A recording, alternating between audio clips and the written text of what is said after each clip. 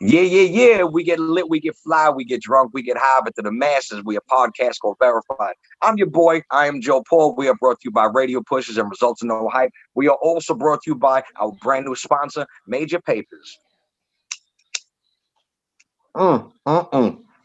Burns so smooth. Most organic rolling paper on the market, owned and operated by veterans. Please go and check them out at majorpapers.com. Why are you going to go to the store and just go buy an individual pack of rolling papers when you know that the deli owner ain't wearing a mask? There's COVID around there. Buy a 20 pack, $1 a pack, $20 right now, majorpapers.com. Go check them out. I'm very, very excited. We got a real player with us today. We got the newest sensation on the R&B scene, even though he's been around for a minute. But if you take someone like Jussie Smollett, Trey Songz, Usher, Chris Brown, and you put them all, even Imani Music, you put them all into one, and you got Nathaniel R&B, now known as Nathaniel the Great. My brother, thank you so much for being here. I appreciate you taking your time because I know you are a busy brother right now. Yo, thank you for having me, man. Never too busy to tap in. Never too busy to tap in and show love. I appreciate that. Now, was that your son in Times Square on the billboard? Yeah, that's my little man. Okay, man. That's dope. I had to do some business in the city, and I was driving, and parked, got out, hung out with some shorty, and I was like, I think that's Nathaniel's son. That's pretty cool. We're gonna jump into that. It's more like you right now, but we're gonna get the little man, in a minute. It's all good. He got it. I bring him in the air thing, so it's all gravy. There you go. Like father, like son. I respect it. So let's jump right into it. So Nathaniel the Great, King of Fort Greene. Talk to me about how you came up. And I'm not talking about the game. I'm talking about, your childhood. Like, this is more like a therapy session. Like, yeah. Tell me about your parents. The fort is so dynamic. Coming up in the fort, the illest thing is, like, our hood is notorious for all the gang shit and all of the wild, you know what I'm saying? But we was fortunate enough to be cultivated by those people where you get somebody who just came fresh from clapping somebody and then come on a basketball court playing with us, the little ones, you know what I'm saying? Playing baseball with us, telling us, yo, chill. Don't get into that. We doing that, so you ain't got to do that. So it kind of always gave us that sense of two sides of it. Like, just because I'm from here, I ain't got to be that. And I got the OGs that they even telling us, yo, get into something else. So me doing music, and that's a fact. It's always the best to have people around you that's experienced. And they like, we doing this so you don't have to. And it just gave me more of a motivation to chase my dream as a musician. My whole family is musicians. They all sung in church. So for me, music, in terms of learning it, it was a no-brainer. You know what I mean? I had to learn how to sing. I was part of the culture. But going deep into R&B, just from my neighborhood alone, they knew that I was in a group with my brothers. It was me and my two blood brothers, same mother, same father. We went out and started doing talent shows. And now wait, when you say blood brothers, relatives, not relatives, blood. Right. But if we got any gang members listening, shout out to the blood, shout out to the crib, shout out to Thru, and everyone. I love y'all. No beef, no nothing. I know the blue check, but please, you know what I'm saying? Like, I'll rep you. Okay, go ahead. So you're in a group with your brother. Yeah, and pretty much just being able to do shows in the local community. And that was the first place that embraced us, the neighborhood. They seen us doing our shows. They would come out and support us. We started winning the talent shows, and it made us realize, like, yo, we can take this outside of the hood and kind of go and do this, like, out. Real, you know what I'm saying? For real. I miss the days of talent shows. Like, I mean, now it's like it's become so industry where, like, back in the day, I mean, I don't know how old you are. I mean, you look pretty young. You know, I mean, today's actually my birthday, so I turned the big 4. Oh, snap! Yo, happy birthday, my dude! Before you said 40. Yeah, you celebrating your birthday with me, player. This is how we do. Yo, man, that's love. Big 40. Yo, salute. Yeah, and I needed to book a podcast today because I was like, damn. I was like, it's COVID and we're in a pandemic. I was like, I haven't had any fucking interaction with nobody. I was like, I need to chill with someone. So I was like, let me book a podcast so I have a friend for like an hour or so. Thanks. So coming up, in Fort Greene, shout out Fort Greene. My brother used to live over on Ashland, and Fulton, and I actually used to record right off of DeKalb. I mean, I don't know if you know Jeff Morris Studio. Sound familiar. I used to rhyme with Smooth the Hustler, Trigger the Gambler, DV Alias Christ. Shout out my whole SMG clique. So we used to record, right off a decaf right in Fort Greene. I mean, even though we were from like Brownsville in East New York, we always came to the studio because it was funny. Even though Fort Greene's a rough place, it's like coming from like Brownsville in East New York. It's like, oh, this is like the suburbs. Yeah. Now that's a fact. Like y'all get the clearance over here. Like even though it's bad over here, we look at Brownsville still like, yo, that shit's like Chirac over there. So yeah, like never ran, never will. It's like, it's different. Shout out to my boys, different. Toga and everyone like that. So so you said your family was into music. What did your parents do? They sung too. My mom was a home attendant. My pops, he was like a builder, an engineer. So he just did all kind of stuff with his hands, made inventions and sold inventions, all kind of wild shit. But they all could sing. So we would all be in church every Sunday and everybody could sing. My aunts, uncles, grandparents, everybody could sing. I'm like the worst singer out my family, which is crazy. You lying. I'm at the bottom of the totem pole. Shout out to your pops because, being an inventor, he invented you. So, you know what I'm saying? So, Yep. So I can live with that. Okay, so you're the worst singer in your family. Now, for anyone that has not had the pleasure to check out Nathaniel's music, please do so because he's got credits with everyone. He's a very innovative dude. One thing that I really respect of what you do is you take remixes and you make them your own. Like you take like an original, you put a little, spin on the beat, but you'll take that, that hit and you'll do your own rendition and you'll make it your own. And I do that all the time. And the one thing that I really respect is that you'll actually go and make a video for it, even though you know that you might not get the clearance on that. That's sample. Right. Yeah, listen, you listen. We're entertainers, so we gotta entertain our audience, however we can. And shit, if we ain't gotta pay $20,000 for a beat, and we could just, like drop like a stack on a video, just like it's priceless to be able to give that back to your fans. So that's it.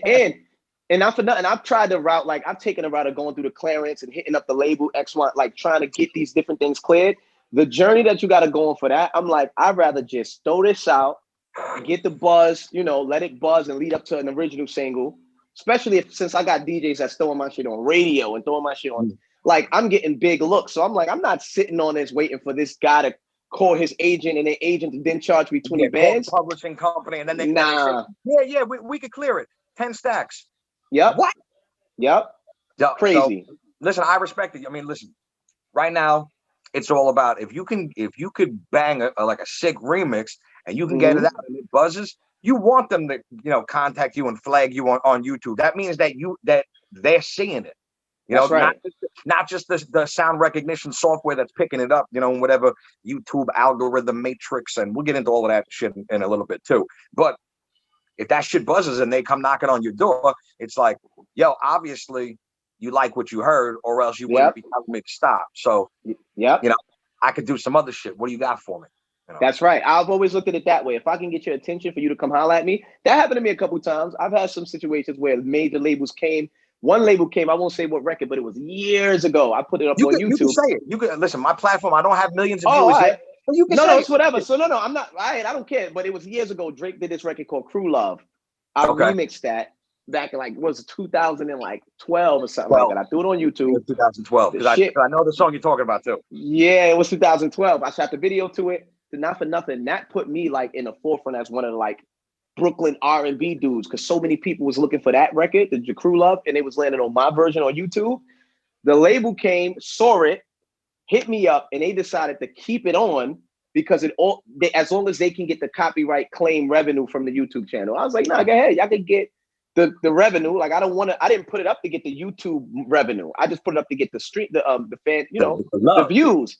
Yeah, I got like over 1 million off that. I got like over 1 million views off that. So I'm like, y'all could keep all that, and it took me to another level, Yeah, for you people that don't realize, to make 1 million views on a song nowadays and I don't mean to call you like a no-name artist or anything like that, but compared to like Drake, no, I understand. When you're trying to do your own rendition, it's like, you know what kind of power that is? Like Drake is at the top of the top of the top. And if you can body, something that bad that, the label actually says, you know what, we'll leave it up there. But I bet you they stopped your counter though. After they put that YouTube claim, did they stop your counter from getting views? No. They did the claim. Because that's what happened to me. They fucking stopped me dead in my, I did a remix for G-Eazy's Me, Myself, and I. and like literally Okay. like a week after he released it. And this is back like I don't know, maybe like 5, 6, 7 years now. Shot the Okay. video for it. I had my connections over in ATL that ran the radio, submitted it. They were playing it on Atlanta radio, on Miami radio before G-Eazy even got that record, like before the label pushed their button where it goes to all the labels. Right. That song almost ruined G-Eazy's Me, Myself, and I, because I killed that fucking shit. Damn. Yo. So I respect it that you got 1 million views on a Drake record, you know. So that's pretty dope. Now, did that open up any doors for you, you know, Yeah, in man. terms of like OVO, or, you know, to maybe work with 40 or? Nah, not OVO. Not OVO. I did work with a lot of those, not 40, but his other producer, T Minus. Me and him started writing mad records after that, submitting shit to Nicki Minaj, submitting shit to Wayne. It was the joint I did was pre-Young Money bubble. Like, Crew Love was still early, you know, it was early Drake. But then the Young Money shit got crazy. T Minus became one of their producers. He hit me up. We was writing. I met DJ Absolute. I ended up doing a record with French. I ended up doing mad shows in New York. I got on a record with Khaled. I got so much shit off of that traction that I'm like, y'all could keep the revenue stream. And I think when I did it, YouTube, I don't know if they was, what it was, they flagged it. It was pre-Lyor. Pre-Lyor Cohen taking over. That's right. That is exactly what it was. It was pre-Lyor Cohen. Definitely that. When they flagged it, and I did the reverse claim, like, oh, nah, chill, because I didn't even know what I was saying. I was just saying, nah, this is mine. Then I got they hollered at me at OVO. I spoke to, not OVO at the time, it was no OVO, but it was some Drake's team, and we talked about it. Someone at the embassy. Yeah, somebody over there in Toronto, and they just said, listen, we'll leave it up. I need to speak to Nat. Right. Fuck y'all. They hit me with the email like, yo, all right, we see what you're doing. Just make sure it's done properly, you know, because once I try to fight it, YouTube hit them back like, nah, whoever this artist is, he's saying that this shit is his too. Y'all gotta highlight, you gotta sort it out with him directly. And they let it rock. It's still up. That shit's still on YouTube. That's how real it is. They never took it down. And it's dope, man. You got, like, I mean, and I'm not trying to blow smoke up your ass just because you're one of my guests. I love music. Like, and I love new music. I love discovering new talent. I like hearing new shit. I've been in this game since 1996. So damn. Yeah. So, and you know, I was that. Yeah. I'm like a rookie and a vet because I never really fully came out. Like, I mean, I was in a group called Sex, Money, and Guns back in the day with Smooth Trigger and Ice-T and DV. Oh, dope. But I never came out with them. Like, I mean, I had some personal shit that I was dealing with, and it caused me to like fall back. Which that actually, in retrospect, you know, I always say it on here that to regret any decision that you did in the past is to not fully appreciate who you are today. So that's right. So to really say that I made a couple of wrong moves, because I'm super happy with myself today. You know, and so everything is is a kind of, like a learning experience, so that's right. So I'm a veteran and a rookie, in the same thing. But now I'm killing the podcast world. I get to tell my story while learning yours. It's really, I mean, it's the greatest scheme in the world because it's like I'm indirectly promoting myself by promoting you. So right. Appreciate you. Nah, that's fire. And you're not for nothing. On the inside of it, I do a lot of marketing stuff. Like I help a lot of artists get their write-ups. I help a lot of them get on billboards and shit like that. So I'm getting tapped in and getting these relationships in the industry outside of it that I never was able to get by saying, hey, I'm just an artist. As artists, we got to play those other roles. And that's where we get that power. Absolutely. Yeah. And it's almost like it's almost like subconsciously or, actually consciously developing your team, and like your soldiers. Cause it's like anyone that you touch, I mean, and touch sounds kind of creepy. I'm sorry. But anyone that you've had influence over, when you think about it, like they're going to be tapped in for forever. They're going to be a ride or die. And so it's like, so let's just keep it in simplistic terms. You put up a post on Instagram, any of those people that you touch, as soon as they see it, like and comment emojis and, something and stay engaged. And that's what today's marketing is kind of all about. So, So I respect what you do, and I know that you help a lot of artists, and you do a lot of things behind the scenes. Not only are you a singer, you're also a writer, which so am I. So I can respect that. All us writers, we kind of respect each other because we know how hard the grind is to, especially for rappers and singers. It's like when you write something, it's like it's the melody in your head, it's your voice that's singing it, and then all of a sudden you got to be like, Yep, like do it like this. Do it like this. Yep. You know, you better fucking kill that shit. And then as soon as you hear it, you're like, oh, all right. I'm actually helping this person because I wrote that shit. And not only did I write that shit, I got paid and I'm getting publishing on it in perpetuity. So, so that's a hustle. With that. Yeah, listen, that's a hustle all in itself. So, so let's get back into your life story and everything like that. So you're the worst singer in your family, which I find that hard. I think capping right now, but the worst. When was it that you really realized, oh shit, I got some chords. I could do this shit. When was that first awakening that like made you realize I'm better than these motherfuckers? You can be both. I'm giving you permission. You better who, my brothers or other artists? Any of them. Anybody. I mean, the funny thing is, I've always learned to use what I have to my advantage. So I could hear artists that singing fucking all kind of acrobatics, vocal acrobatics with their voice. I'm like, yo, that's some amazing shit. I cannot do that. So I've learned to use what I can do, maximize that, build my records doing what I can do. So it's for me, once I tapped into that side of myself, I didn't never have to compare myself to anybody because I'm like, all right, he can do that, but he can't do this. I can do this, but I can't do that. I don't need to do that if I can master this. So that's kind of how I begin to program myself. But long story short, the day that I really noticed that I could flourish as an independent artist, me and my brothers, we was in a group for years. And there was this one show that we had to do. And it seemed like that day, that was like group breakup day. These motherfuckers were like, one was like, yo, I'm done with singing. And the other was just like, I don't know what the fuck is going to happen. So I'm like, listen, we had this show. I was already the primary writer of my group. So I knew all the songs. I'm like, damn, well, I wonder if I could go do this shit by myself. So I hit the promoter. I'm like, yo, listen, my brothers can't make it. You know what I'm saying? Like, is it possible that I could come do it by myself? I've never done a show by myself. I didn't have my own image at this point. I was always just the third member of the group up until this point. She tells me like, listen, Nate, I'm gonna be honest with you. I booked your brothers. I don't really know about putting you up there, but look, come anyway, bring your music. And if somebody don't show, then we'll let you on the stage and just let you do your thing. Yo, I get there. As soon as I got there, she rushed me to the door. Like, yo, listen, 3 artists backed out. Look, I need you to go on, you next type shit. So I'm like, all right, boom, let's do it. Now, me, I'm the youngest out of my brother. So even though we was in a group, I'm the baby. How old are you at the time? Just to give context to it. Hey, Julz, right, what up? Julz, what's good? What's good? Hey. I'm 33 now. That was about 17, 18. That was like 19, maybe 19. Yeah, that was like 19. So you still? So I'm still okay. Young, yeah, buck, definitely like, still raw. young. Yeah, raw, and never did a show by myself. Raw singer. Okay, and now everything raw. Okay. So I'm so used to having my brothers on my left and right on the stage. Like, so you have that comfort. This is a different level of comfort when you performing and shit with your family that you in a house with. You'll go to war with them. So you riding different. When you on stage, if the crowd looking at you, you feel like everything is divided by 3. You don't feel as on the spot. You don't feel, if you off one note, you know they gonna cover it. Like, it's so much.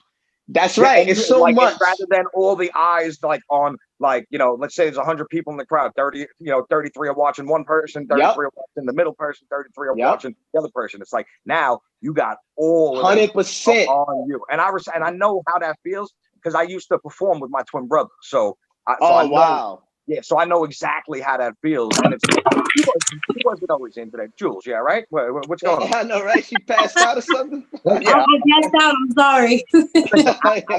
I know how sexy we are, but you got to control the phone. You got to control it. It's hard. I just can't take it all. I'm trying to take it all in, Between you and me, I don't know what to do. Yeah, before you, Nathaniel, before you continue, let me just introduce Julz. We got Julz. We got an amazing writer, amazing singer. She writes for a whole bunch of blogs, mainly the Hype Network. So make sure you check her out because she's dope and she's got to eat in the streets. You know what I'm saying? Okay, so back in the thing. I'm sorry. So now the girls rushing you on stage. Talk. What's going through your head? I'm like, damn, like, I'm gonna do it, but I really just never had to do this before. So I give them the music. This was a song that I had recently wrote for my brothers. I haven't even taught them this yet. They play it, I perform it, I rock it. Now, when I say I rock it, like, niggas they were so, the crowd was so hyped about what I was doing. A promoter came running out the crowd and he comes up to me after, like, listen, my dude, I'm hosting a showcase down here at the Pyramid right now. I want you to perform again tonight if you free. I'm like, yo, all right, boom, go down there. Same set. I do the same 2 joints. Now Rock them. you rolling by yourself, or you got your homies, or you got some I'm ladies? dolo. Nah, I was dolo. It was not. I was unprepared. I was by myself. Yeah. Artists, listen to him. And listen, press record and screen record this, and then watch it later. It's gonna be on YouTube, so you can see it later. Go ahead. Pure hunger. You know what I'm saying? But that, you know, that was the story of how I really said to myself, like, damn, maybe I can actually do this as an artist, as a solo artist. That's awesome. That's really awesome. I totally respect that. You know, when I got my first like real big break, I was 19 and I performed on a real big stage. I performed at the Apollo Theater. Now, now to put some context into it for any of the younger viewers that are watching, to be able to perform at the Apollo Theater, one, it's in Harlem. Okay, so, and I don't know if you know, I mean, I know my lighting is pretty good, but I'm white, you know, and when, you know, you're a white Jewish person, you know, is about to go up to Harlem at 19 years old, it's a pretty daunting thing. But when I got on that stage, let me tell you, I rocked that motherfucker like it was fucking nobody's business. And they fucking, I know that they would pull some slick shit. They delayed my fucking opening. So like, I'm sitting there like, waiting with my hand down like this. 30 seconds go by. I'm like, and all of a sudden it starts. So, so when, you know, when you get that recognition after like the years that you put in, you really can't describe that feeling. It's like a metaphysical orgasm. I know that sounds fucking weird and creepy, but it's my birthday. I don't give a shit. So, let me put the Apollo into some context. Like for anybody that don't know, like younger crowd, the Apollo was the platform. It was the platform back then. Like when we was in a group, it was all of us at this time. We performed at the Apollo. We lost to some chicks that did like a Tina Turner thing. Their routine was crazy, so it blew the crowd away. But we did really well. We did If I Ever Fall in Love by Shy, and my brother hit the high note. Crowd went crazy. To this day, I get people that don't know. They don't care shit about the DJ Khaled records. Me being on BT, they be like, "Yo, that dude was on Apollo." To this day. To this day, I didn't do amateur night. I won. You know, Julz actually just wrote a piece about this, so it's so funny. Oh, dope. So I won the Teen People magazine What's Next award. Like just to put it in context, like Destiny's Child when they first came out, Pink when she first came out, Justin Timberlake, I'm sorry, NSYNC. Like I mean, all of these people, they won the What's Next award the year before me. So I mean, they made it a little bit bigger than I did. You know, so I don't know what went wrong. You know, I mean, but still, that was a big deal. Like that covered that type of that award was big. Now it's not the, you know, the regular audience was only up top. Down on the floor level is all celebrities and executives. Jay-Z is up in the booth. Lou Pearlman and Little Bow Wow. You know, Nelly performed. You know, it was crazy. That was like my first biggest performance. So just to, you know, bring it back. You know, the recognition when you first actually get that love, you know, it's a beautiful thing, you know. That's right. And now we're here. Julz, what up? You know, what's good? I was just gonna say, you know, I've watched Nathaniel grow in just the past few years, and it's amazing like how much I've watched you grow, Nathaniel. That's why I knew as soon when you became verified, I felt like I became verified with you, like as your supporter. You know what I mean? Thank you. Yeah. I appreciate that for real. I used to say all the time, like, why is Nathaniel not verified? Like, you deserved it with all your accolades and all the people that you've worked with and all the hard work and your loyal fan base. I was like, you deserve it more so than anybody I know. So that's why thank you. You always tell me that. You always hit me up and we always chopped it up over the years, whether it's like on a late night, we shoot each other messages. Like we always had this moments where we like just building with each other. So I know you've watched so much and you've always supported everything. And I just got to say, I appreciate you for even always including me in whatever's new in front of you. You're like, yo, I got this opportunity, Nate. So that really means a lot, like for real. No, I appreciate you because you know what, honestly, both of you have actually inspired and motivated me more than you even know. Like, I know I tell you a lot, Nate, but you know, that's why I wanted to get you on this podcast because I figured it's perfect timing. You just became verified. you have so many doors opening for you, you know, along with the things that you've already accomplished. And JopauL having this new platform, I figure you guys linking up would be like a great collaboration. Great. No, that's a fact. The funny thing is that I've heard of him way before you even told me about him, but I only knew of Nathaniel R&B. I didn't realize that it was Nathaniel the Great. Now it's like I went through a rebrand also. My name was Lyric Enforcer, you know, for like since wow. 96. So it's like when people see me and they're like, is that Lyric? Like, holy shit. So it's like I understand. Sometimes you got to do the but Nathaniel's a pretty like unique name. The only other Nathaniel that I knew, I went to junior high school with, God bless the dead. You know, so now you're the only Nathaniel that I know. So you know, thank you for being here. Appreciate it. No, thank you. And you know what's so ill when it comes down to even trying to rebrand? Like, even though Nathaniel may be scattered in the music industry, me as an artist, when I'm trying to go to the level I'm trying to get on, my results was getting mixed up with a lot of artists. I feel like if I would have had my brand in line better earlier on, a lot of shit that I've done would have been tied to me. Like records I did, whether it was with Wu-Tang or things coming from early on. Shout out DJ Mathematics. Yeah, I mean, I know about. I mean, I'm from Staten Island. You know. Oh, dope. Yeah. Nah, that's the fam. But it's like my records ended up on other Nathaniel's pages. Like it is another Nathaniel in Australia. Then it was like when people Google me, there's this guy named Coyote Nathaniel. It was mixing up with all of their shit. So whenever I would get certain records, we can go take care of them. You let me know. I know, right? Yo, trust me. You don't want to know. It ain't nothing. You know what I'm saying? You don't want to know how the things I thought about. I'm still scrap a dap. I know I got Jack Daniel right now, but they flexing hard. So, so get me while I'm tough right now. Facts. Nah, but Nathaniel R&B was the first form of me trying to separate myself. It didn't work as well because I don't know, it just didn't. And I rocked with it for a while, and I said, "Fuck it, I'm going back to Nathaniel. I'm just gonna try to outwork all the other guys." And then once I went to Nathaniel the Great, the Nathaniel name stayed with a lot of my music, and then adding the Great, it was so unique that way on Google that my results just click. Boom, boom, boom, boom, boom. You know, when somebody's searching me, they search that, it comes right up. That's also another reason why Julz, it was easier for me to get verified, because even Instagram was like, oh shit, this guy, like he did all of this stuff. It wasn't like, which Nathaniel did this? Like, which one is he? I also had to go back into a lot of my old articles and hit the writers like, listen, is it okay if I ask you, even though you wrote this shit about me 10 years ago, could you go back in and tag Nathaniel the Great instead of Nathaniel? So when I'm Googled, it links with the Google AI, and that's the work I had to do. I was gonna ask you, with being verified, like, have you ever, like, has somebody ever tried to scam you with the whole verified situation? Like, what? Was your whole... Oh my God, it's nasty out here. Thank you. So me and Julz had a little pre-call before this, so it's like, but this is something that we need to highlight throughout the industry, because as nice as you think people are to want to help you, they don't. This is the music business. They want to fuck you like raw, no fucking Vaseline, just like Ice Cube fucking said. Like, they listen, there's no friends. Painful.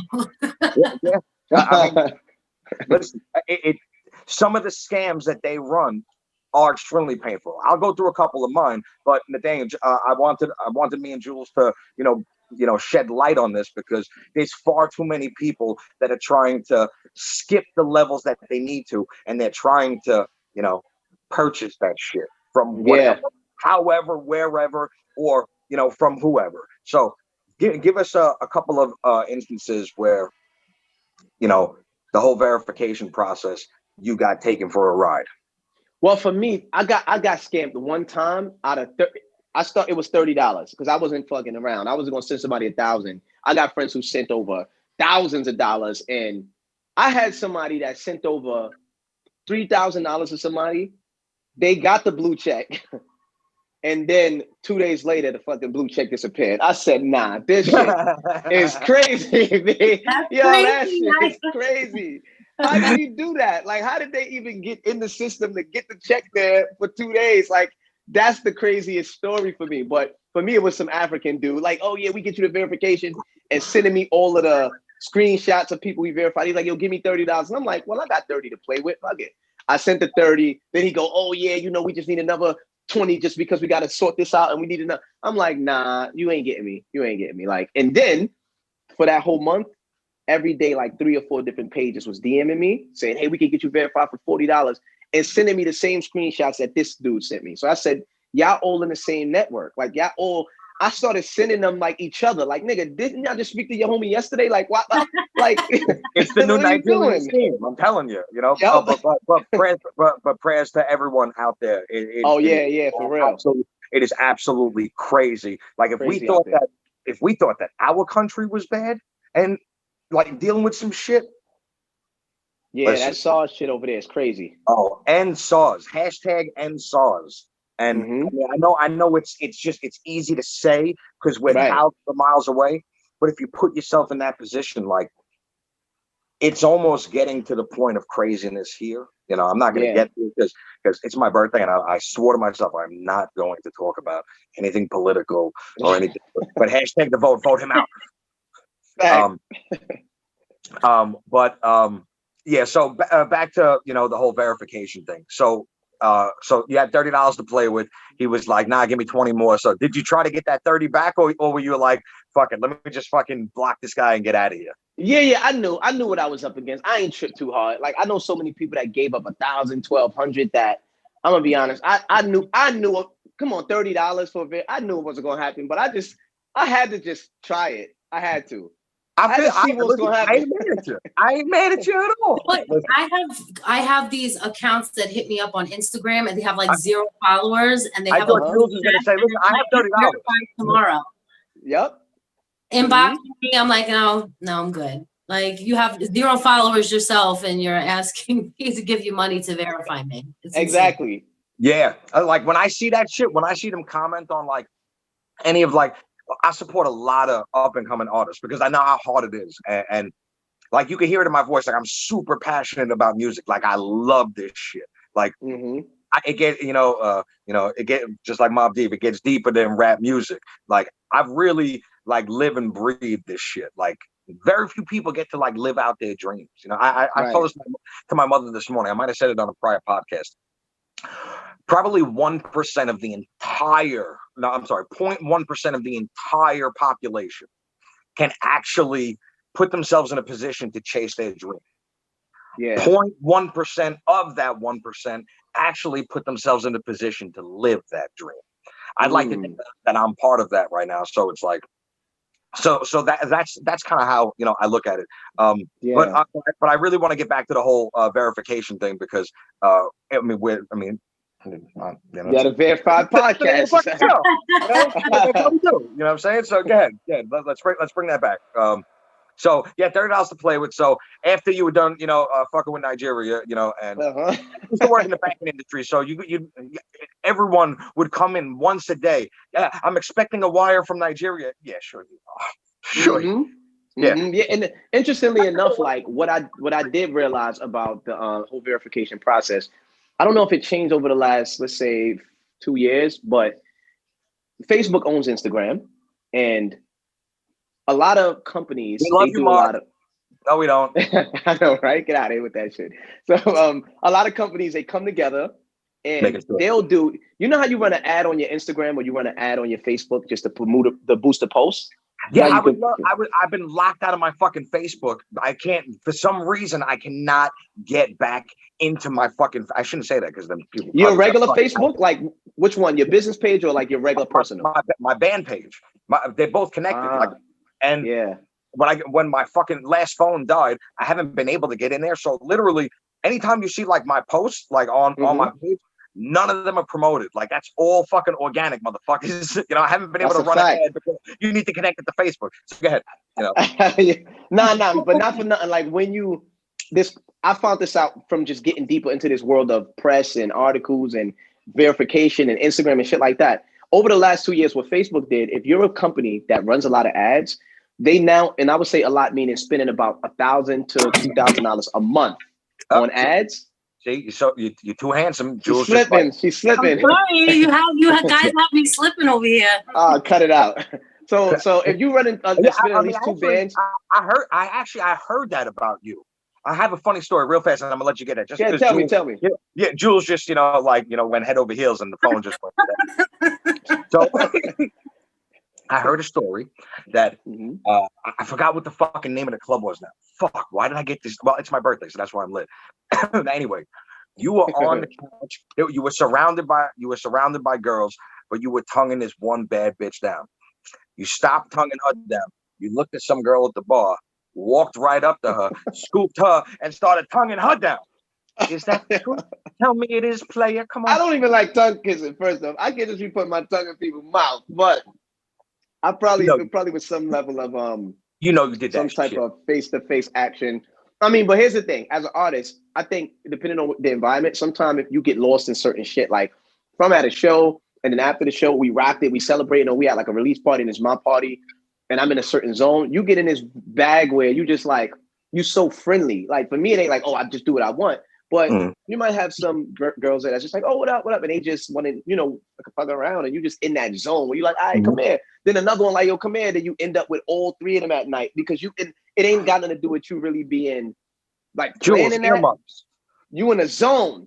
It's an artist I might zone. drop my phone again. I might Listen, I used to roll with ice and smooth. Hold on, y'all, my sound. I mean, you sound perfect to me. Unless, but yeah, I respect the pimping, so that's all I wanted to say about that. There, my bad. It's not music life. That's not music life. Like you said, when you're in your zone, you feel like it's like a rush. You know what I mean? Right. It's a rush. That's right. I also it comes with feel a celebration. Yeah, exactly. You have to say, one, you're celebrating your success, and it's like you're feeding off the energy of your fans. Basically, our job as entertainers or artists or singers or whatever is, let me just put it bluntly, is to create the fantasy that if I ever come to your town, you might be able to fuck me. That's very true. So very true. So, and I'm an R&B singer. For females, it's different, but I'll give you guys that. Yeah, no, you're right, Julz. For men, of course, females, it's different. Slightly different perspective. But, yeah, just tiny different.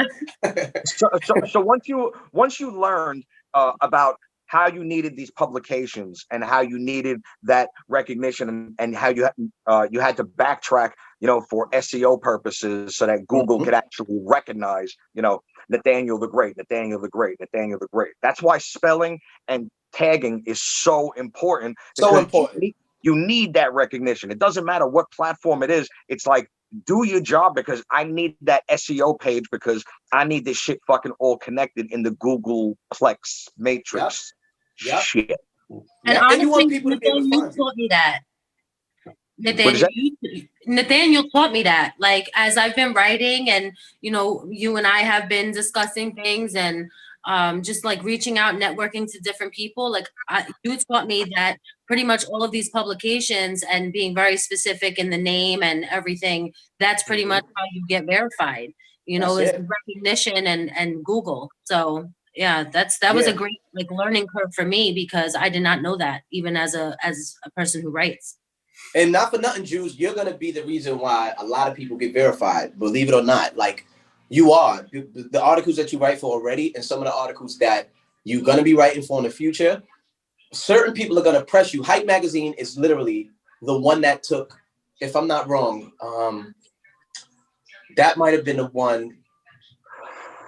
It took not me, but somebody before me right over the top to get in. Like, they had all these articles and then they got denied. They didn't have enough. They grabbed Hype and added that to their package, submitted it, and got the blue check.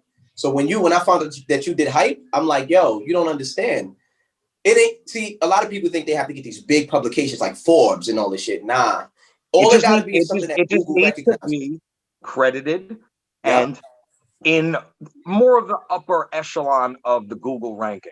So it's like in a Google ranking, Right. If you're doing like an interview for X109 radio magazine in Bumblefuck, wherever, that's not going to really be recognized. And it's not even about their viewership because let's be honest, me and Julz were talking about this earlier, it's like the blogs, the digital magazines, it's a dying industry, but it's still recognized by your fans, as an accolade, no matter what it is. You just have to be. I like that though. In an interview that you did, you said, like, fuck, I'm #1 on the fucking, on the 4th Projects radio. It's like, but you got to make it. You got to make that shit fucking sound like it's the greatest thing in the world. Take your accolade and spin it.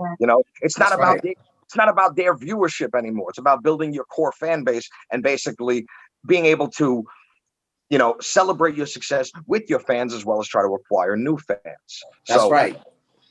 So once you submitted basically all of these packages, did you go through? Now, I just learned. It's so funny. I have a podcast called Verified, but I don't know the process of how to actually get verified, like by submitting it through Instagram. I didn't know that there's a way to actually do that because I got verified like a little over 2 years ago. It's a funny story. If you want to learn how I did it, go watch my interview with DJ Chubby Chubb. Shout out. Shout to Chubb. Shout out to them. That's my guy right there. Oh, what a fucking great fucking dude. He almost killed fucking Jay-Z and Dame Dash. For real? You got to watch my interview, player. You got some valuable shit. Continue. Check it out. I get people talking. I get all the juicy shit. I get everything.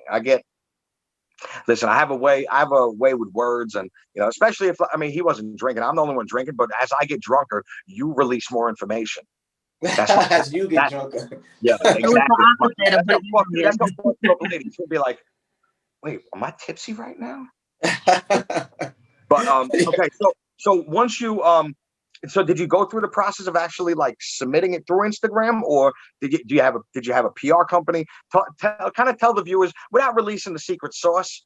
Yeah, but I don't mind. I'll keep it real. Every time that I submitted my Instagram to Instagram directly, they shut me down. You got to wait 30 days. Shut me down over and over again. What I did, I found somebody that submits directly to Facebook.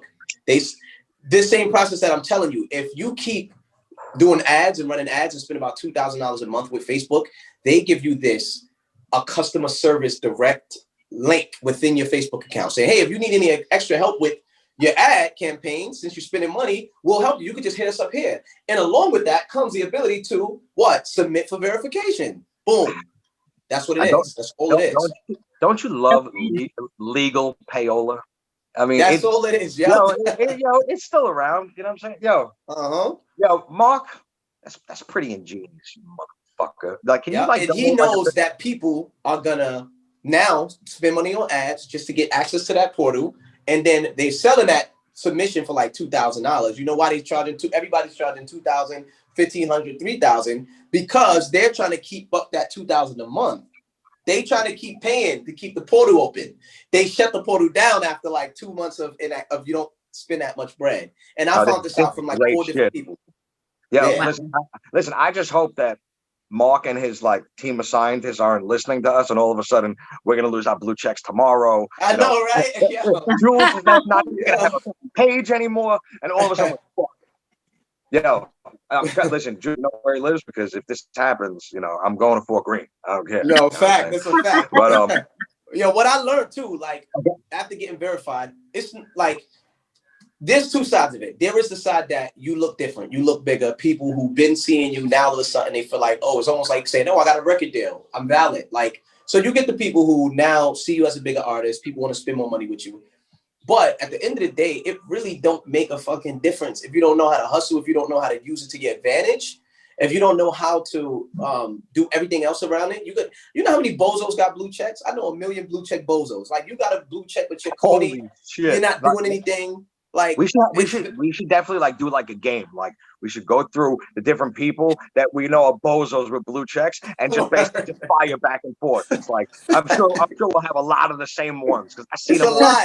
It's a lot. They got the blue check because they paid early in the game. They paid for it, but they not doing shit with it. They not hustling. They sitting around. It's like, it's a waste of a blue check. Get that shit to somebody who's working hard, that blue check can really open some doors for them, get them some interviews they need, get them some write-ups that they need. You know what I'm saying? So it don't matter. Like, people got it's the ultimate. It's the ultimate stepping stone. You know what I'm saying? It's like, it's not like once you get it, it's not like you get paid to post. It's like you still gotta get those endorsements. You still gotta work that shit. Yeah. You still gotta, like, if anything, you gotta hustle twice as hard now. Because now because of the people being able to buy that shit, they're gonna like look at you a little different. It's gonna be harder for you to like acquire that endorsement or that ambassadorship. So I feel like it's harder now for people to take you guys seriously. of Like, course, I mean, they see you of course. seriously because you're verified, but they're kind of skeptical at first.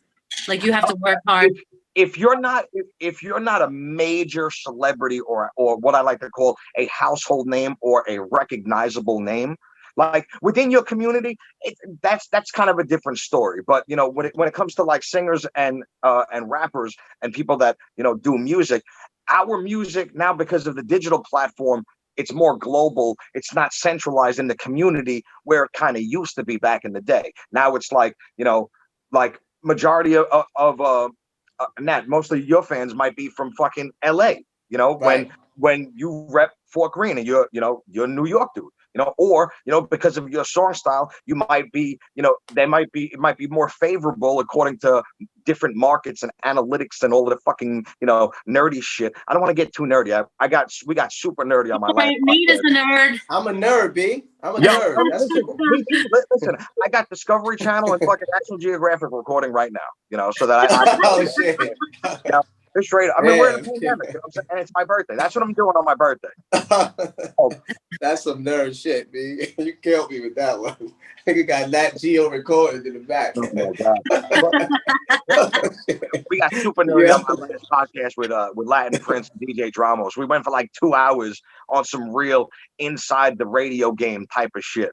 So the cool thing is, I want artists to look what we do and take it as a learning experience, because listen, there's no one blueprint for any one artist, you know, like you have to cater to your own market, build your own fucking core fan base, and you need to really make shit happen yourself. So back to what you were saying, you know, about, you know, where the fucking the music can go and where your hustle can go with the blue check. It's like, it's not going to be centralized to your own community unless it's like summertime and everyone's outside and you're rocking the park. But our music's a little bit bigger than that. So it's that's like, exactly you know, right. Right. You might have did fuck me up though in different markets. Yeah, what fucked me up, I'm not gonna hold you.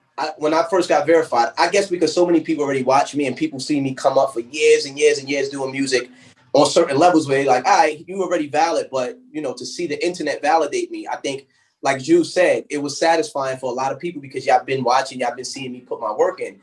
I do remember coming outside though, like that first whole week, I'm at the Hero store. Oh yeah, he got his blue check. Somebody else, congratulations. I'm like, for what? I forgot how social media translates to real life. Like, I would never expect to hear congratulations in the street. And I'm like, yo, for what? Like, in real life, I don't expect a social blue check to be, but it matters. It does matter to people that's watching you in person, and it does, you know? Yeah, it I mean, does. it's almost like I mean, for lack of better words, it's kind of like for anyone that doubted me. Like, yo, suck it. Yo, like, suck it. Like, nah, and here's the thing, like it's like a Hot 97 play. It's like literally, listen, like if you ever seen the movie That Thing You Do with Tom Hanks, where and Liv Tyler, they hear their music on the radio for the first time. And they're literally running down the fucking street. This like, I mean, that's like the glory. I remember the first time, like, I heard my music on Hot 97. And the girl I was with at the time, like, she was like, I mean, I still love her to death, but whatever. Like, she's gone. But she was like asleep, and I was like watching it on my computer, and I couldn't even like I was yelling. I was like,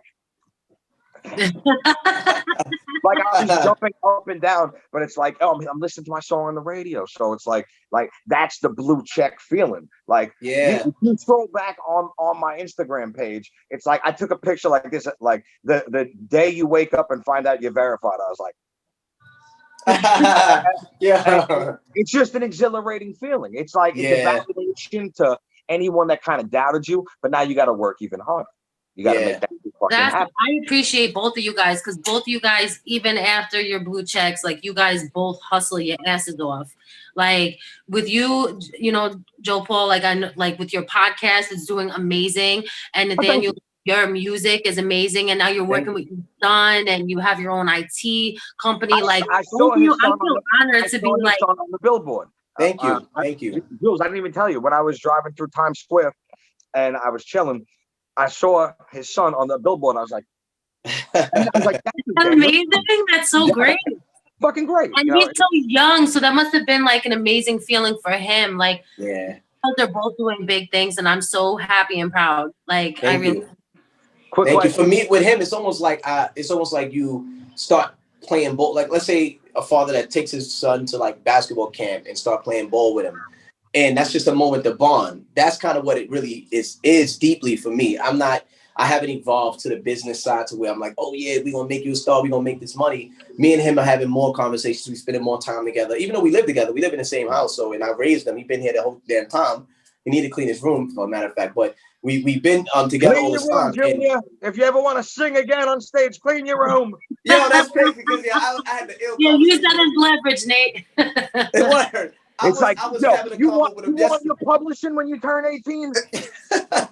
You better clean that fucking room right now. Yo, I was talking to him yesterday. We was on the train on the way to see the billboard, and I'm like, yo, listen, I don't know if I said this shit to you yet, but all this shit that's going on, because he had a real intense 2 weeks. Like, he's done, like, he was on the billboard, the magazine, I'm about to publish your joint, the Hype magazine, Julz, that you wrote for him.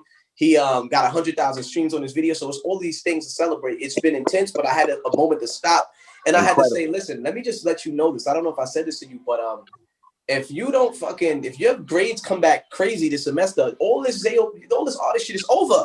It's over. Like, don't think this is like what it is. I'm like, if you do some crazy shit out here, get in some crazy trouble, and you want punishment, yo, all this shit we doing is over instantly, overnight. It'll be like, I told him, it'll be like, his artist name is JopauL. I said, yo, JopauL is going to be a figure in history. It's going to be a myth that people going to speak about. Like, yo, there was once an artist named JopauL.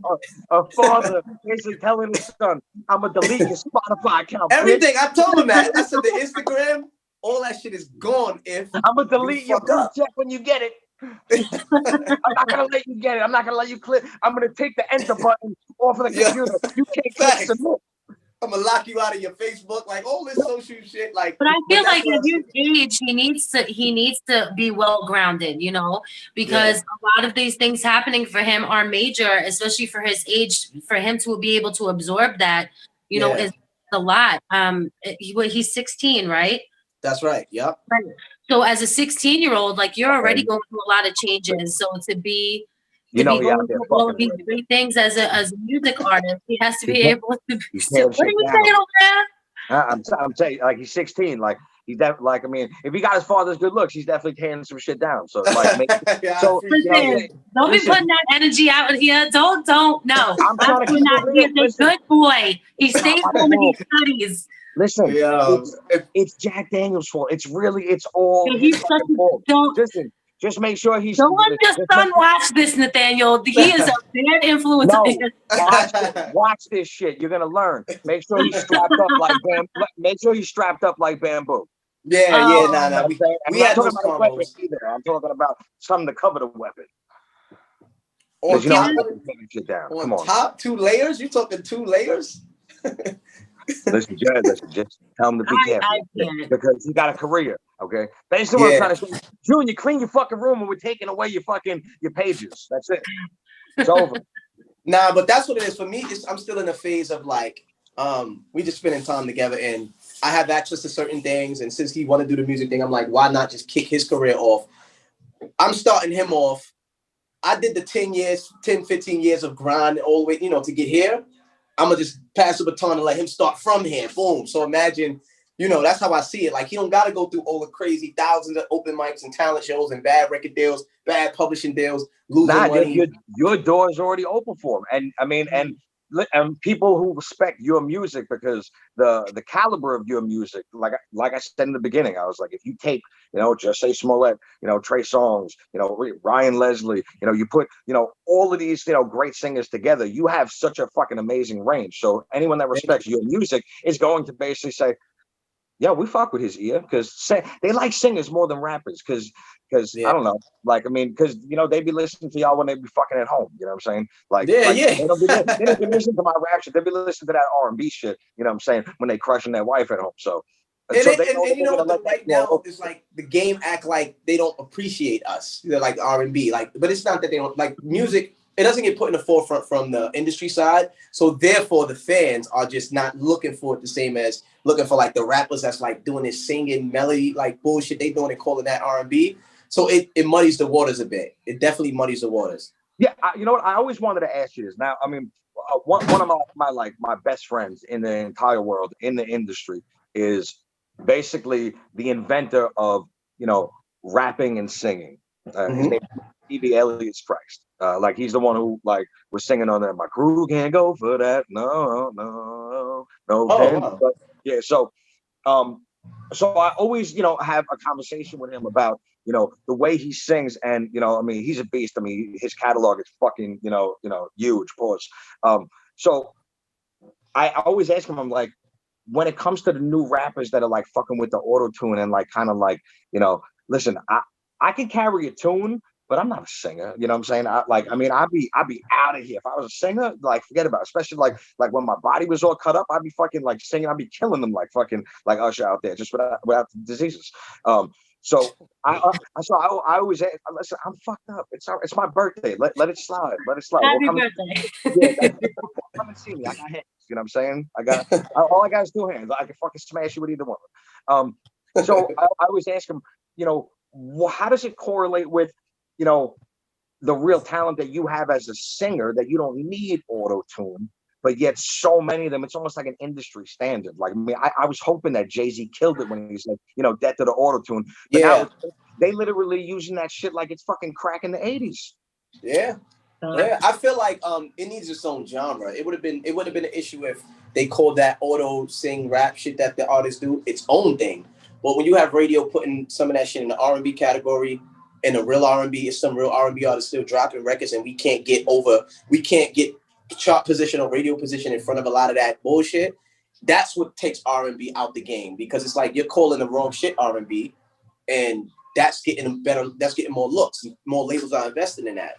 So I hate it, but at the end of the day, you gotta respect that things change, and what these artists are doing, like the rap singers are doing, they didn't decide that. You know what I'm saying? The music industry itself could have easily fucking branded that sound as its own thing. They doing that. So niggas out here just performing, doing what they can do, and however the machine labels things, it is what it is. So you can't get mad at that.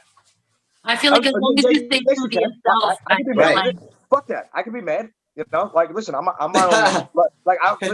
Listen, this is my party. I'll get mad if I want to. Like, so it's like I can get mad that 10, 15 years ago, if you had a gimmick about you, you were looked at as a clown.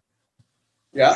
Present day, that's what makes you the most viral that's out there. Yeah. And it relies so much less on talent. It's like the digital auto tune. It kind of masks like the real talent from you actually seeing, you know, the one who fucking, you know, bodied fucking, you know, Mobb Deep's Shook Ones. You know what I'm saying? Right. You killed that fucking shit. Oh, appreciate that. Good looking. Yeah, good looking, man. Motherfucker. Yeah. I know, right? I'm like, oh, word me. I'm bad. Good looking. Listen, my name was Lyrics, so I picked up on those lyrics, you know, like, and I even needed to like jot them down. I'm out here trying to win. I got so much to lose. I work so hard. I've come too far to lose it all by making one wrong move. You know, and I said more like a poetry thing, but he can do it a lot better. He sings. Like, I'm not a singer. You know, I mean, I can try to sing it, but it's not going to fucking do it justice at all. And then, you know, but when I heard that shit, I was like, that's talent. That's what the game is lacking. I love that authenticity, even though it's to a gangster, hardcore, you know, rap beat. Right. That's the type of shit that I came up like listening to. You know, like I love like. For me, it's always a euphoric feeling, like a nostalgic feeling when I hear certain beats. Like my next retro tape, I'm gonna do it because that was a part of a project called the retro tape where it was all retro joints.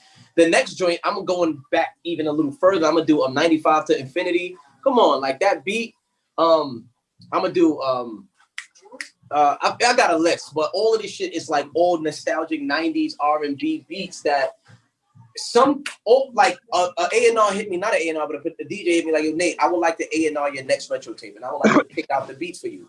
And I had to tell him like, yo, my dude, it's not just about the beats. It's about each one of these joints I'm picking. They did something for me when I was coming up. It's a feeling connected to that shit. It's not even like I can't just say, "Oh, give me that, I'm gonna flip it." Yeah, I can flip That's it, but what I'm real not gonna music. connect to That it. This is all 90s, history. that 90s hip hop. That's that Yeah. real shit. Yeah, You know? man. Shout I out hip think hop. sometimes that's all I find myself Hip-hop. listening to anymore. What'd you say? I find myself like that's all I listen to anymore is 90s, like early 2000s hip hop, R&B.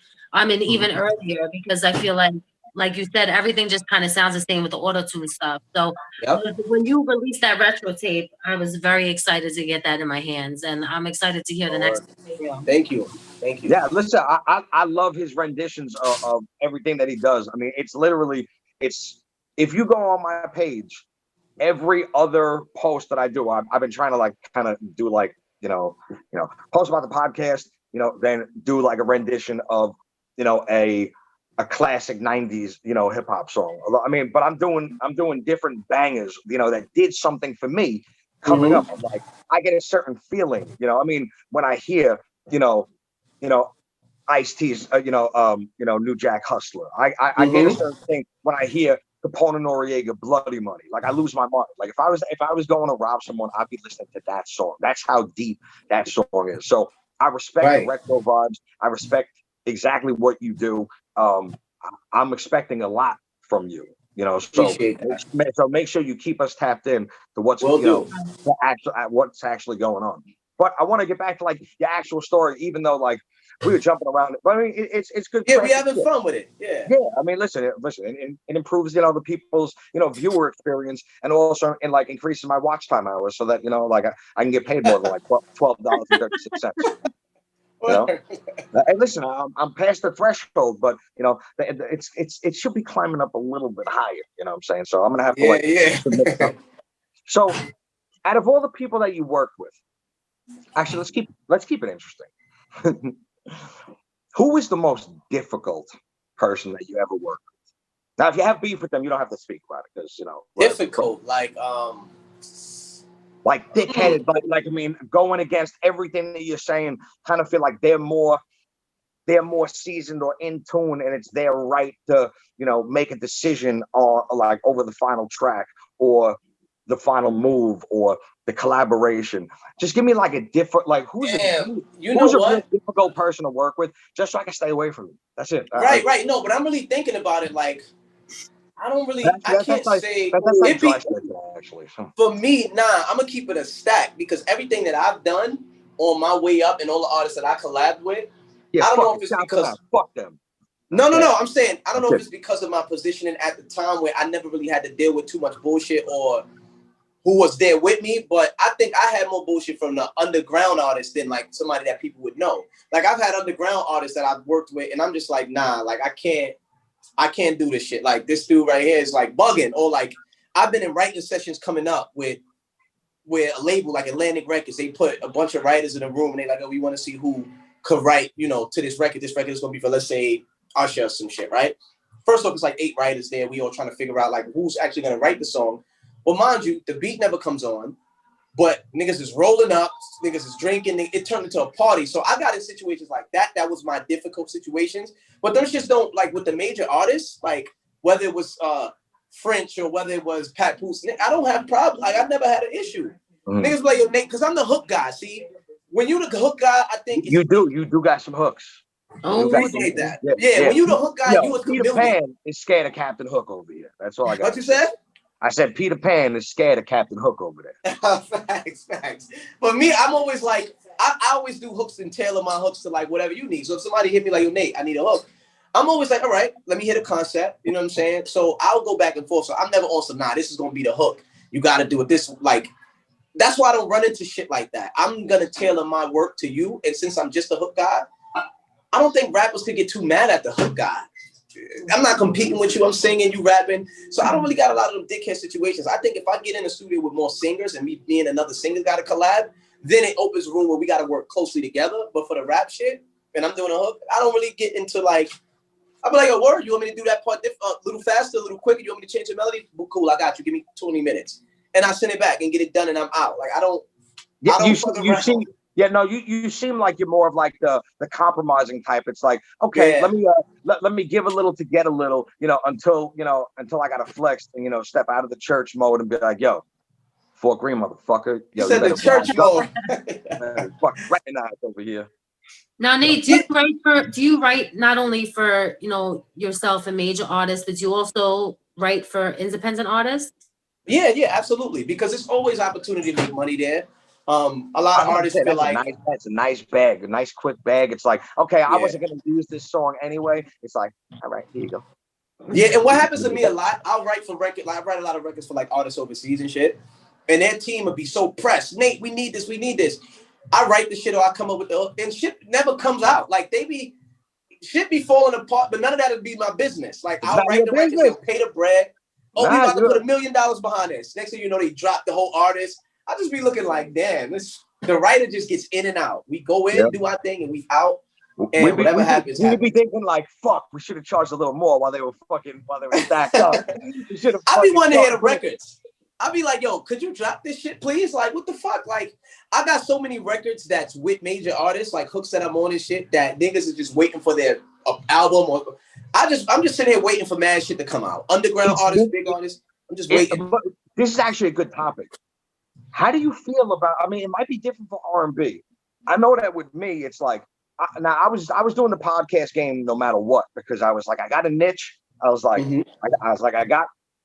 I've been in this shit since '96, so it's like all of the people that like I talk to, they're all, you know, friends within a certain degree of separation, you know, through somebody or personal. That it's like I have to be able to utilize these relationships that I've never ever asked for any favors. You know, I've always like sent my shit like yo, you know, and with the intention of like maybe you'll hear something that maybe you'll put me on. But it's like I've kind of earned my way up the ladder over, like, I mean, after 20 years, it's like I fucking deserve the right to say, you know, a couple of motherfucking things, you know. So, you know, so it's like on the journey up, I've just utilized the relationships that I've had to kind of put myself in a position where now I don't kind of have to release music, so to speak, right now.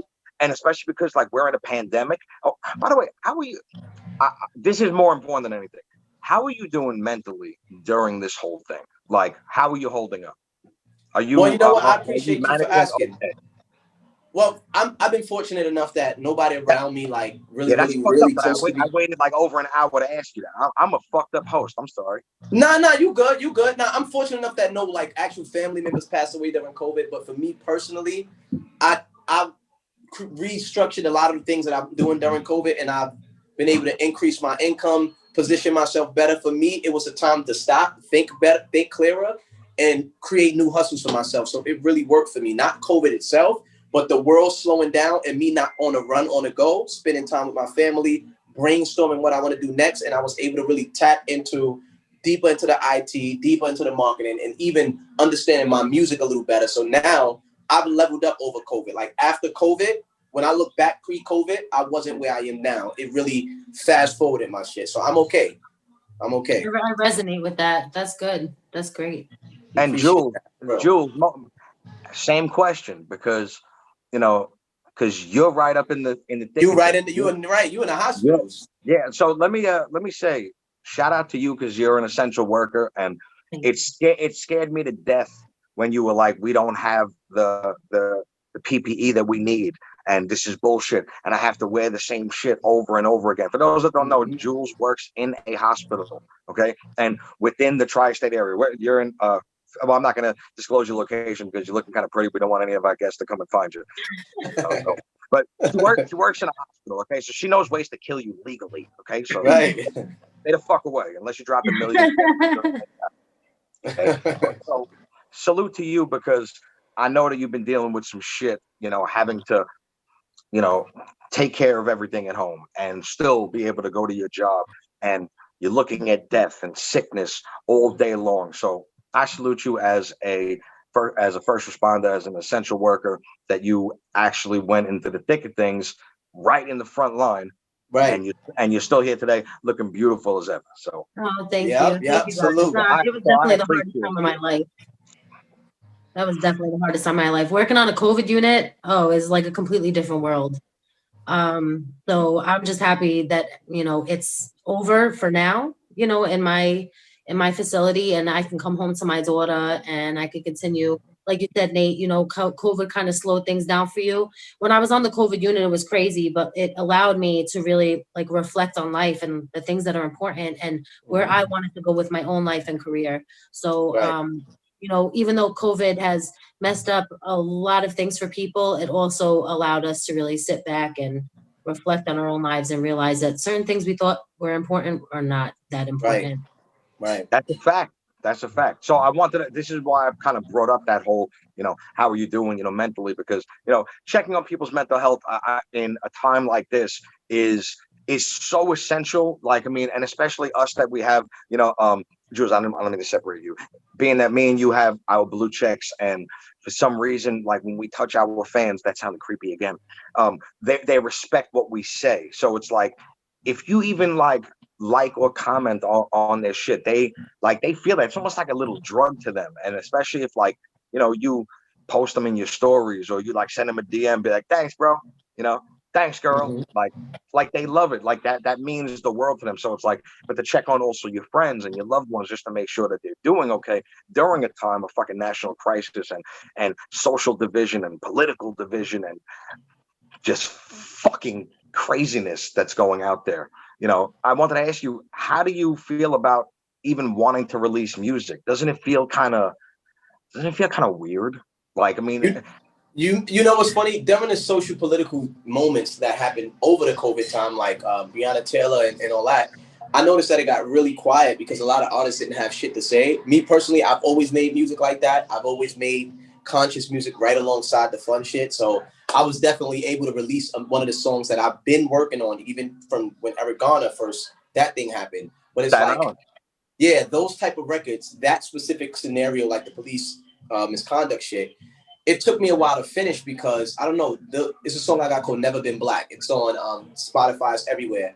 But every time another police incident happened, I was able to add more words to it. And I think the George Floyd was the tip of the iceberg for me, where I was able to finish the record and I was able to put it out. So I didn't feel weird.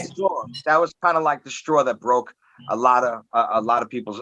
Now, listen, and it's hard for me to speak on it because obviously I know that there is a racial, you know, gap. You know, I'm white, you know, so it's like, I get that though. I swear, like you don't come across as, yeah, but it's like, but I'm socially conscious to know that the things that I say, I have to pedal deeply, because in reality, it's like, what the fuck is this white boy gonna fucking tell me about being black in America, you know?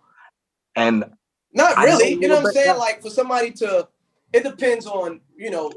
Well, I mean, I've seen it firsthand. It's like when me, Smooth and Trigger would hang out in front of the projects, just chilling, rapping, smoking weed. They would say, "Yo, if you see the Jakes come, we out." Like, no matter, even if we're not doing anything. And yeah, you know, and my neighborhood was pretty crazy with cops too. And like, I got hit over the head with an industrial flashlight from a fucking cop because somebody threw a fucking a piece of litter out of the fucking back of my car, and we were kids, and they were like, all right, let me crack this kid over the fucking head, you know. But so I understand the straw that broke the camel's back when it came to George Floyd, because to say that I was like enraged, it was like I felt helpless.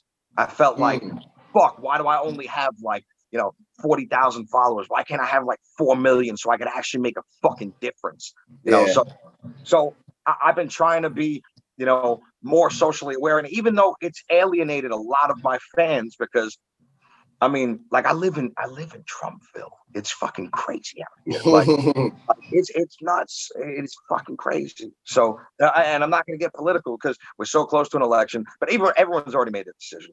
But I like to tread lightly, only because I have the utmost respect for what a lot of people have went through in dealing with the social injustice. And it's not so much that we want to defund the police.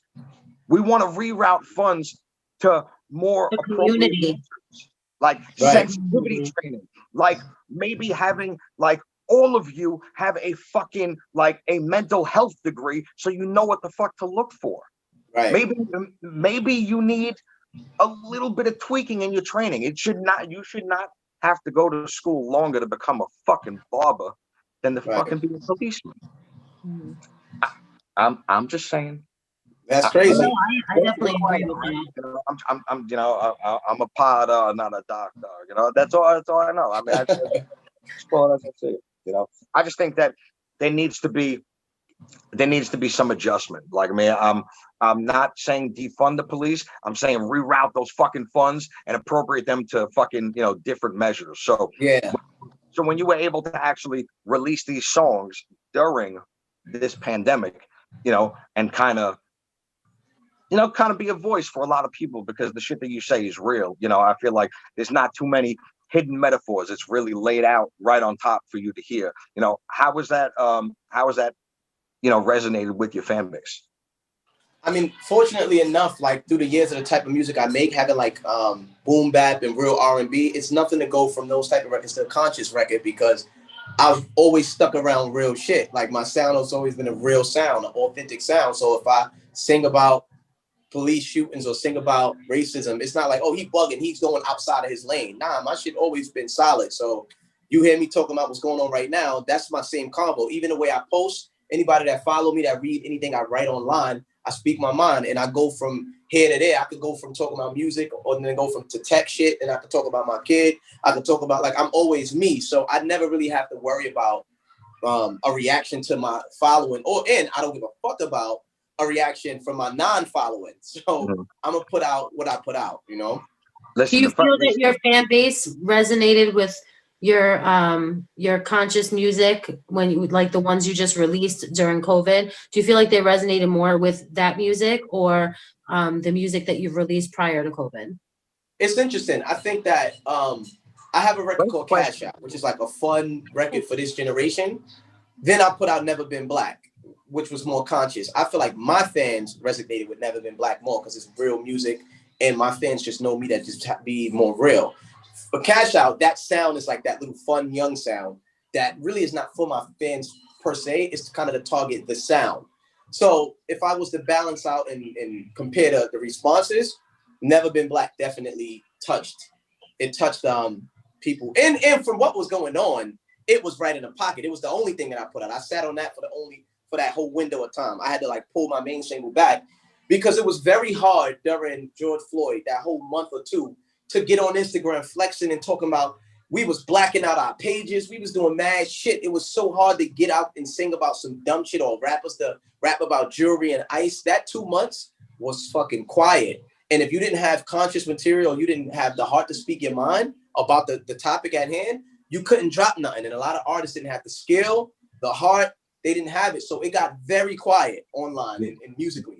Very quiet. It showed who was real and who was faking the funk. It was like, oh, okay. Yes, so you a one-trick pony. So you ain't nothing, I have no shame posting anything about the social injustices and the problem with racial injustice in this country. I had no problem with that. I let it all rip. I was tight. I was hurt for everybody who has to deal with that. Was angry, like so many emotions. I think that's a big thing too. People are very emotional about these things. So if you're not going to post things that are going to, resonate with your fan base, there's no point. Like, when the country is going through things like this, when the Black community is going through stuff like this, whatever it is, people want to see you speak on those things. Right. Like you said, if you're flexing with all this gold and this money, nobody cares about that right now. Nobody's talking about that. Right. Then COVID.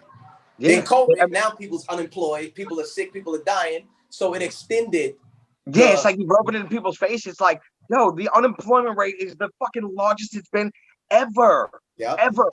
And please, please cut a fucking stimulus check. Not saying I need them. I'll take the money, I'm not talking about me. I'm talking about the fucking country needs it. Like this shit, people can't function. Like this whole world has gone fucking crazy. So the fact that you were able to, still be able to keep the right state of mind, and be able to release a conscious song that I actually saw that it improved your fan base, because, it hits hard, and it's not just like it's not some people like to exploit it, you know, like for the moment and stuff like that. And it's kind of like, yo, wait, you never even like, you know, like touched in this, you know, area. Like, remember, like I was brought up in the church, you know, so, you know, so it's like, you know, God above all, it's like, I respect humanity, and I need to talk to my brothers and sisters, and I need to be able to sing to them. So I respect that you were able to touch them on one level and then still keep it, you know, cool, you know, catering to your other fan base. You know, it shows that you're a versatile, you know, artist, and you're not a one-trick pony. And, you know, and people are going to remember that through COVID. Like, you know, you probably don't know how many people, you know, your posts probably have got people through the day. Like, that's true. Like, I tell you that all the time, Nate. I tell you, you have no idea how many people you inspire and motivate. And the same goes for you, JopauL. Like, for real. Like, you guys, you as verified artists, like, you are displayed to more people than somebody who doesn't have that blue check. So when you guys post the motivating stuff, the great content you guys post, you have no idea. You could have saved someone's life. That's you know true. what I mean? Really. That's true. That's some deep shit. On my birthday, Happy birthday again, Joe. Happy birthday. Thank you. So this is what 40 and fabulous looks like, motherfucker. Hey. I still beg some of you 20-year-old bitches. You're a little young. I'm gonna send my editor. Cue Law and Order SVU music. Even though 20 is legal, still a little young. But yo, Nate, I've been following a lot of the things that you're doing. The versatility that you have with your music, you know, resonates, you know, with me as well as, you know, hundreds of thousands of people. And I feel like it's funny. It's like you've been in this for a minute, but like, I feel like it's only the beginning for you. So my question is, do you feel like you want to push like your son's career over yours? And who's got the publishing on your son's writing? I'm teaching him to be a businessman, so I make sure even if I'm writing a record, he has to write at least a couple of lines, so then we can split it. But if he don't write, I force him to. I said, all right, what do you think about this line? Oh yeah, we're gonna say that. I'm making him that guy, because I won't be here someday. Like, something happened to me tomorrow, I want him to be able to understand these concepts and how important they are, so he can run with it. But in terms of like what I'm pushing now, I mean, he's definitely a primary part of this music shit for me now. Like, I'm almost scaling into like a 50-50. At first I was like, I'm gonna probably do it 15 and my shit 85, 15% on his until it makes sense. But the way that his shit is moving so quick, it's like, I really believe in it. I believe in this shit as much as I believe in my own. So, and the strange thing is, pushing his shit is making me bigger. People are seeing a different side of me now through him. And it's less work that I have to do for myself, like my own shit. It's working in so many ways, man. It's just fascinating how things play out. You never know where you're gonna end up, man. That's it. Life is like a box of chocolates. You never know what you're gonna get. That's For real. I mean, even though it's such a corny line from like a Forrest Gump movie, you know, back in like the day, it's so it still real. resonate. It resonate. Now, do you have any songs with your son? Like are you doing? Nah, I don't want to cramp his style. Romeo type of shit. Nah. I'm just letting him rock. I don't want to cramp. I think it's gonna come to a point where I can see it. I'm gonna be like, it's gonna be a better look for me to be on a song with him than this for him. I can see that coming real soon. Like, soon he's gonna be so much bigger than me, but I want to just stay out the way. Like, I want him to do his thing.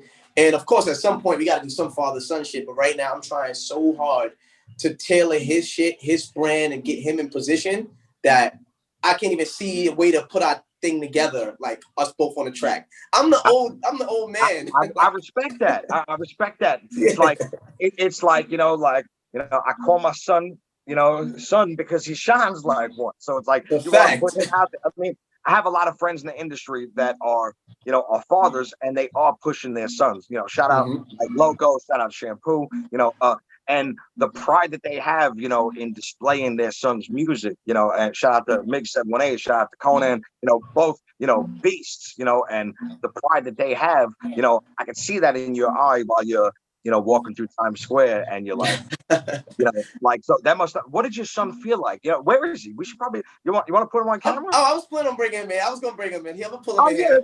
Let's go, bring him in. Hold on, let me get him. Okay, let me put the drug. I think it's great that he's doing that for his son, because I feel like a lot of artists don't have a direction or someone to kind of. Of course, no. Most parents are telling their kids, Like, you need to become a doctor or a lawyer. You need to stay in school. You need to, you need to get a job. Like you ain't be able to do this shit. You know. No, Like, people let me not, can't oh wait, see he's past 16. their Like, own. you know. What'd you But say? I'm not going. I'm saying he's 16. I was saying I can curse, but I'm not going to, because I know that he's a man of Jesus. Even though I'm Jewish, but it's my birthday. I'm gonna drink some water. It's your birthday and you curse if you want to. Well, not during the sun segment. Yeah, no, I'm not doing that. But anyway, so how you been? Everything cool with you? I've been great. Just writing a lot and networking and, Yeah, so this is JopauL and Julz. It's my boy. Oh, Yeah. Hi, how are you? Take over for a second. Take over. In the house. Congratulations. Now, so the reason why your father brought you in, one, because he loves you and he's your father. Two, because we're talking about, what did you feel like, in one of the biggest cities in the world? I mean, actually, and it's during a pandemic, all of a sudden seeing that billboard out there. Describe the fan base, every single little detail. Don't you dare leave one single thing out. And and a message from your father: you better clean your room, or we're deleting your Spotify. Oh boy. That's it. You're taking all your but at first with the billboard, it was like we were shopping. Oh wait, because me and my dad, we sell clothes together, right? Like designer stuff and stuff. So we had to go get clothes to pick up for a customer. But then he was like, "Come, let me show you something." So then we was just standing in the middle of 42nd Street, and I'm lost. I'm like, "Why are we just standing here doing nothing?" He sneak attacked you. See it. He sneak attacked you. He Basically. Wow. Basically. Yeah, you then dirty I turned dog. around. I And he respect pointed to it. I said I was calling your father a dirty dog, but I respect it, because that's the way to do it right there. Mm-hmm. Go ahead, continue. But then he turned me around. He was like, "Look," and I seen. I was like, "Nah, that's crazy." And I started smiling. No, like people around me was just like looking at me, then looking at the billboard, then looking at me, then looking at the billboard.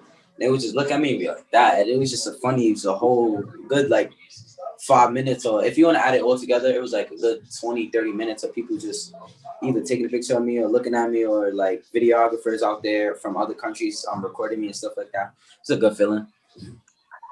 Now, be honest. That's great. Congratulations. You deserve it. Thank you. Did it come to your eye? Be honest. Did you start tearing just a little bit when you saw that shit? I'm not gonna lie. Yeah. All right, good. My brother. Listen, I would too. The same kind of thing happened to me. I did shed a tear when I was in Times Square, when I got scammed and somebody said that I was going to be on a billboard, and I literally was out there with my parents and waiting, and that's when I shed my tear. So I appreciate you that you got yours. So that's Thank you. Do me a favor. Shout out to my audience. Tell them what your name is. Tell them where they can find you. And basically what you're trying to do out there. Oh yeah, my Instagram name is Oblivion. My YouTube channel name is Oblivion, and click the link in my bio to find all the links to listen to my new single Chances, out now. How do you spell Oblivion? Tell the audience so they can find XAY.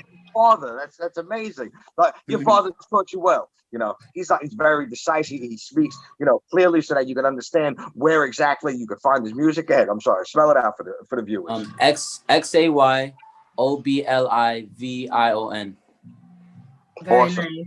Young brother. I love your video and your song, by the way. I think you you are definitely destined to do big things in the music industry. Thank you.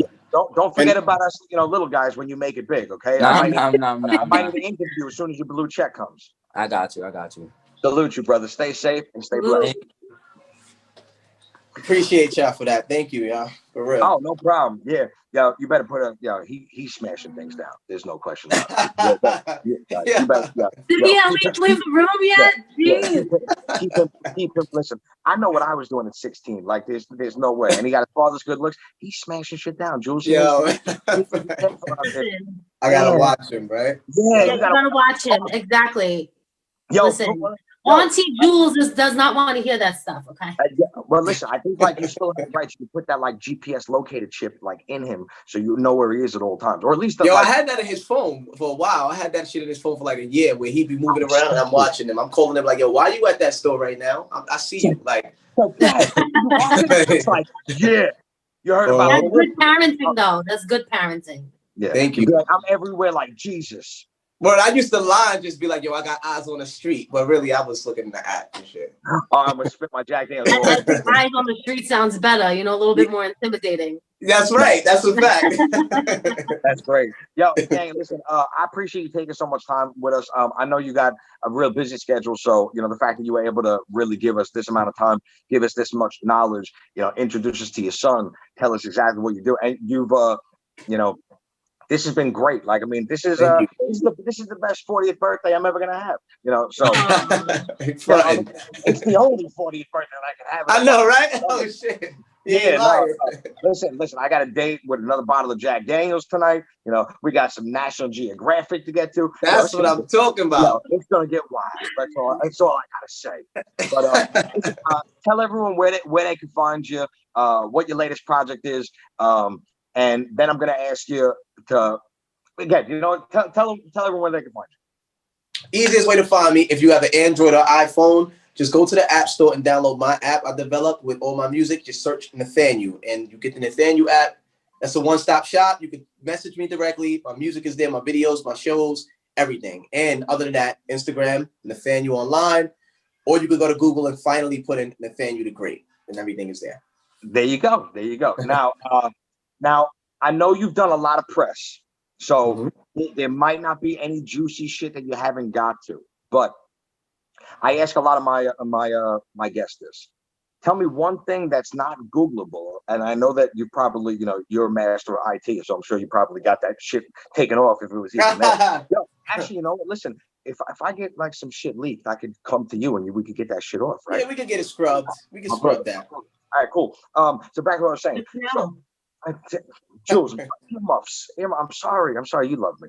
And I love you too. Now, Julz is great. Like, I mean, like, and we got music together. You know, we killed, you know, a remix to Hero. Like, I'll make sure that Julz sends it to you. Oh, dope. Send me something. Yeah, I want to hear something. Definitely. Fire. Yeah. All right. Fire. Tell me one thing that's not Googleable, you know, whatever the fucking word is. Okay, I'm a little drunk right now. That you feel was a pivotal point in you becoming the real success story, you know, that you are today. Now, just to put it in context, like I want like a turning point, like almost like there was one key moment where you were like, you know something, this is what I have to do for a living. I mean, similar to like the story that you told, you know, in the beginning, but like this is more of like, okay, I got to take this professional, you know, approach to this and really dedicate my sweat equity, my money, and you know, my resources all to making this work. So what's a pivotal moment that, you know, you have not told anyone about that you feel is critical in your success right now? I would say, other than finding out that I was gonna have my son, and me and his mom was in the street, both just young hood rats when she got pregnant. When she had him, she was still running around and shit. So I took him to court and I got custody. I was 17 then. I was 18 when I got custody. So I'm like, I got a kid. If the moms ain't around, I ain't have IT wasn't even a thing then. I didn't have much way to make money doing that at that time. That's when I first knew, like, yo, music is my thing. This shit gonna have to be for real. I got a whole kid right here. And then second, while I was already doing music, I had a record deal with RZA. RZA signed me. Oh, word? Yeah, I had a deal. We had a label called Razor Sharp. Razor Sharp. It was right after I did it was that record that Wu-Tang did. Say it again? I said I live and breathe Wu-Tang, even though like they don't really acknowledge me too much, which really hurts because I love. You live in Staten? Yeah, Staten Island. Yes, sir. Dope.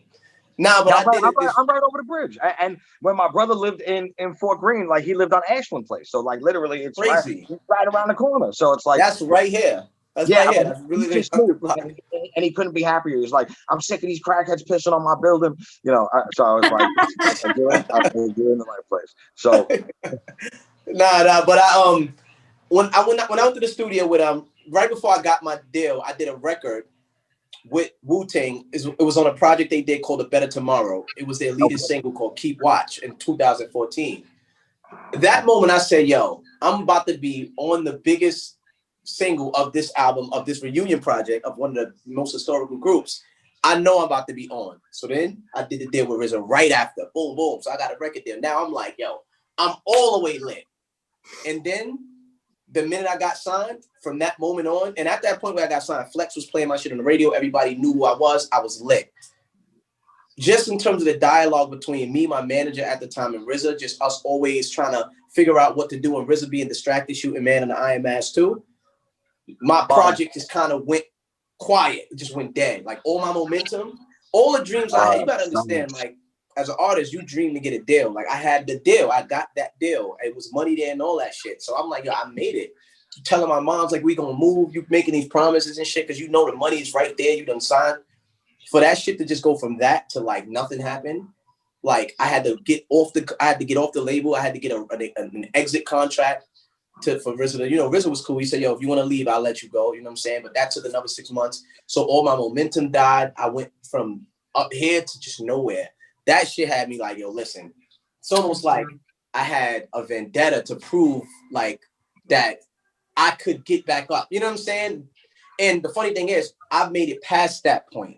Like that point that I was at there, I've made it slowly but surely. I made it back on the radio, back on Hot 97, back on TV, back in the labels. You know what I'm saying? But the back on the Verified podcast. Yeah, right. Like I made it further. But that moment of that shit going south for me was like, nah, like it was pivotal. I know you said like something pivotal, like you probably was thinking in a positive way, but that shit was pivotal in like no. Listen, I was talking in general because this is life. This is real shit.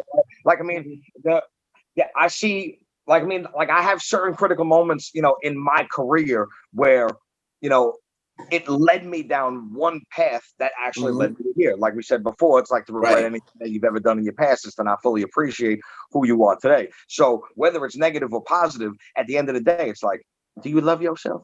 Yes. Right. Yeah. Okay. So we did good. We did good. It's like, all right, you know, go and brush your shoulders off. So that's right. Shows your strength and your resiliency, really, when you're able to get through even like the worst of the worst and still end up exactly where you were supposed to be. Right. Very true. And it's like at this point, I've learned I had to ask myself, what am I measuring my own successes by now? Like I've accomplished so much of the shit that I wanted to accomplish. Like, what am I waiting for? The money? Am I waiting for like my music has been heard by millions of people? Yes, the money. The money is I know, awesome. I know the money is when there, comes, but I'm saying like great. That's what we're waiting for.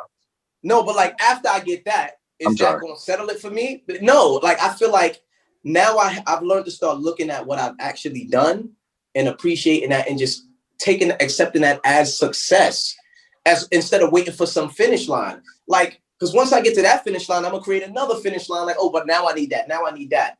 And then I'm gonna look back on my whole journey and shit on that because I keep moving the fucking flagpole. So now I'm learning to just sit back and enjoy it.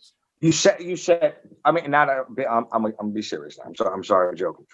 If you set realistic objectives for yourself, and each of them in its own right is an accomplishment that you attribute to success.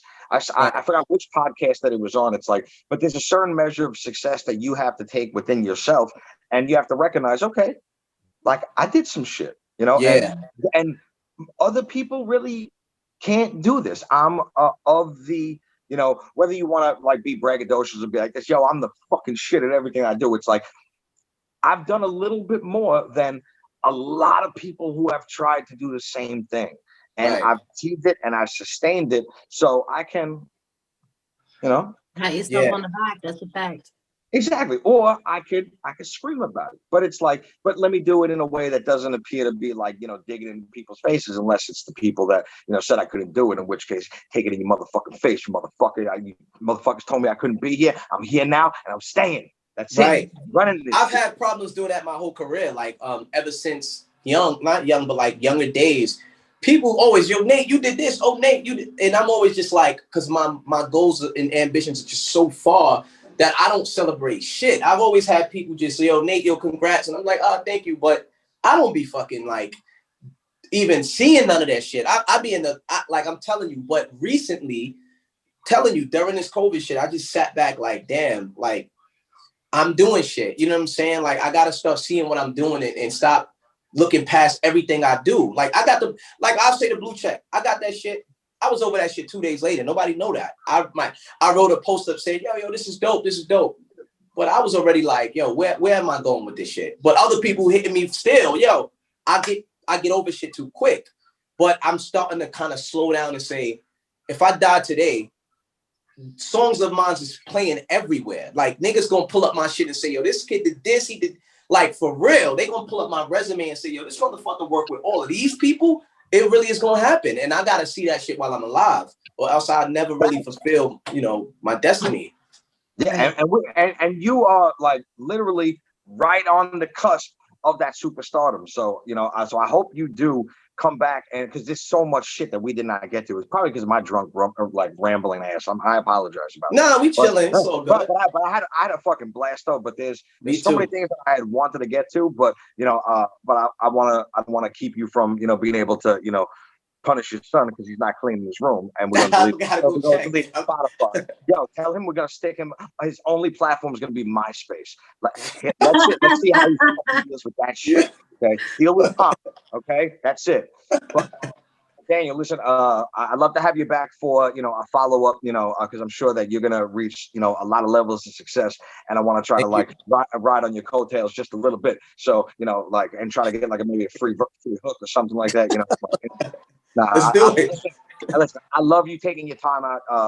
The fact that you and Julz have such a great rapport with each other. Julz is like a sister. I love her to death. And I should have said earmuffs on a lot of things that I said, and I'm sorry if I was a little vulgar. But but you're a bad bitch. Listen, you that gangster chick. Come on, stop that. Right? She ain't no slouch. I'm used to this. I'm used to it. Slicing motherfucker. Come on now. Yep, live that life. But Julz, why don't you tell everyone where they can find you as well? You guys, everybody can find me everywhere at Julz Mancini, JULZ MANCINI. And don't stalk her because she got fucking brothers like me and Nat that we will fucking come there. Listen, don't let that R&B shit fool you. That's right. Motherfucker. And don't let this fucking cute, bald head, like Staten Island motherfucker to the death. I used to fucking run with the fucking best of them. But Nathaniel, thank you so much for chopping it up, and spending my 40th birthday with me. Salute and love. I do need you to do a drop after we're done with all of this, just basically shout out how great I am, and you're on the Verified podcast, and you owe all your success to me, and I helped write your book. Listen, my name is JopauL. This has been the Verified podcast. We're brought to you by Radio Push and Results in No Hype, as well as Major Papers. Make sure you check them out at majorpapers.com. We out of here. Love y'all. Bye. Peace.